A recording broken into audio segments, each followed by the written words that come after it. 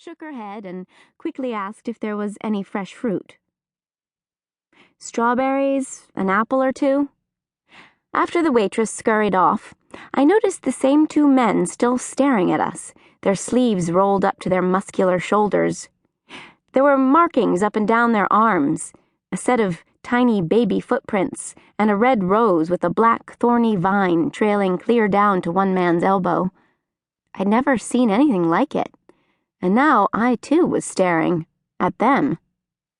Had Mama encountered similar worldly sights during her recent travels? Heather squeezed my arm, tilting her head. "You all right, Grace?" One of the men looked away, while the other seemed to be sneering. "Frankly, I'm feeling all in." I excused myself to the washroom to splash cold water on my face. I reached for the paper towels, which were not secured to the dispenser but stood on the ledge of the grimy sink. Quickly, I tore off a piece and dried my face and hands, my fears rising. How will Mama react to seeing me? I raised my face to peer into the streaky mirror. At home, our mirrors were mostly handheld ones, almost too small to allow me to see the whole of my head, let alone the upper bodice of my dress. Even my bureau had only a modest-sized mirror, not at all like the dressers at the home of our English neighbors, the Spanglers. I felt momentarily ashamed. Mama had always taught my sister Mandy and me not to be swayed by the temptation toward vanity, and we always heeded the warning. Well, nearly always. Glancing again at my reflection, I didn't focus on my honey blonde hair peeking out from beneath my cap, nor the shape of my features. What I noticed caught me off guard as I studied my tired, even terrified expression. I saw clearly now the uncertainty in my own blue eyes. Placing my hands on my cheeks, I breathed in ever so slowly. Is this trip such a good idea, really? Sighing, I knew in my heart I was willing to put up with any awkwardness, even fear, if it meant bringing Mama home.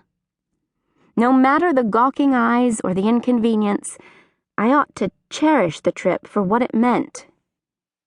A chance for Mama to start over with a clean slate. I turned on the water once again, washing my hands a second time, as if peering too long in the mirror had somehow tainted me.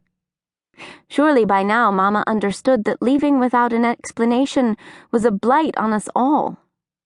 Besides, didn't she feel estranged, even cut off? Wouldn't she like to begin anew, if she could?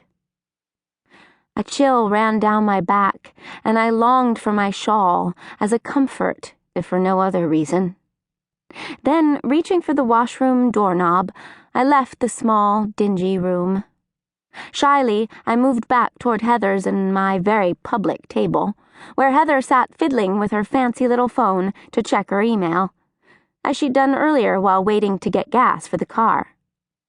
I was grateful the two men now seemed more interested in their food than me.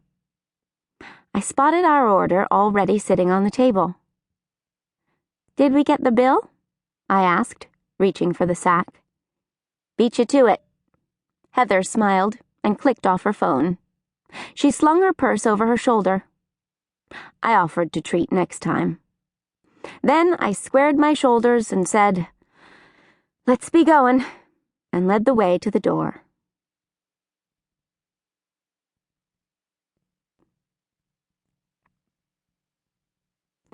The Lamb, a poem by William Blake. Little lamb, who made thee? Dost thou know who made thee?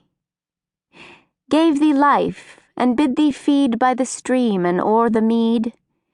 Gave thee clothing of delight, softest clothing, woolly, bright.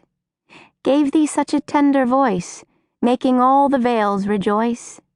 Little lamb, who made thee? Dost thou know who made thee? Little lamb, I'll tell thee. Little lamb, I'll tell thee. He is called by